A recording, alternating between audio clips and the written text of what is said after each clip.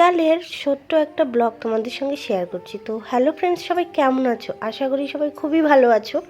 আমি কিন্তু খুব একটা ভালো নেই, কারণ দিন যাচ্ছে শরীরটা ধীরে ধীরে খারাপ হচ্ছে। আর আজকে তো একটু বেশিই খারাপ ছিল, তাও তোমাদের সঙ্গে একটু শেয়ার করলাম। অনেক দিন ধরে ব্লগ শেয়ার করা হচ্ছে না, ভাবলাম যে যাই করছি তোমাদের সঙ্গে একটু শেয়ার করি। তো আটা পড়েছিল অনেক দিন ধরে, ঢালাই হচ্ছিল না, তো আজকে ভাবলাম কি একটু ঢেলেই দিই। আর তারপরে দেখো কয়েকটা বাসন পড়েছিল দুপুরে খাওয়ার, থালা বাটি, এগুলো একটু মেজে নিব। আর কি বলো তো, এখন না কাজ করতে খুব অসুবিধা হয়। আর যেখানে মানে আমরা রুমটা নিয়েছি সেখানে না বেসিং নেই। অনেক দিন ধরেই রুমটা পাল্টানোর কথা হচ্ছিল, তবে আর পাল্টানো হলো না। তারপরে দেখো এখন মানে প্রেগনেন্ট হয়ে গেলাম, তো এখন আর পাল্টানো উচিত না। তো একেবারে ডেলিভারি হয়ে যাওয়ার পর তারপরেই রুম পাল্টাতে হবে, তাই জন্য কষ্ট করে কিছুদিন এখানে থেকে যাব। যাই হোক, বাসনটা ধুয়ে আমি একটু হাত মুখ ধুয়ে নিলাম।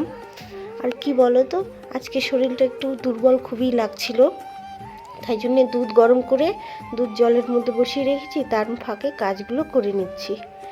এখানে দেখো আমি বিছানাটা একটু গুছিয়ে নিলাম, যেহেতু দুপুরে শুয়েছিলাম এলোমেলো হয়েছিল।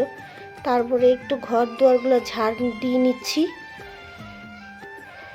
এমন অবস্থা না, কথাও বেশি বলতে পারছি না, মানে মনে হচ্ছে কি দম আটকে যায়, এরকম একটা ব্যাপার। আর তোমাদের সঙ্গে অনেক দিন ধরে কিছু শেয়ার করি না। আর কি বলো তো, এখানে হলো মানে বাইরে টিউশন পড়ায়, তো তাই জন্য অনেক বাচ্চা দাঁড়িয়ে আছে। তারপরে দেখো দুপুরে জামা কাপড় ধুয়ে দিয়েছিলাম, সেগুলো শুকিয়ে গেছে, কিছুগুলো শুকায়নি। তো যেগুলো শুকিয়ে গেছিলো সেগুলো ভাঁজ করে রেখে দিলাম। রেখে দেওয়ার পর দেখো একটু মানে যাই হোক, ঘরটাকে একটু ঠিকঠাক করে নিলাম। তারপরে আমার খিদে পেয়ে গেছিলো, বলেছিলাম না, তো দুধটা ঠান্ডা হয়ে গেছে, তার সঙ্গে দুটা বন পাও বলে ব্রেড টাইপের, তো নিয়ে নিলাম আর খেতে শুরু করে দিলাম। আর খুবই খিদে পেয়ে গেছিলো। আর ব্লগটা কিন্তু আজকে এই অবধি। ব্লগটা কেমন লেগেছে সবাই জানিও। দেখা হবে নেক্সট ব্লগে। সবাই খুব খুব ভালো থেকো, টাটা।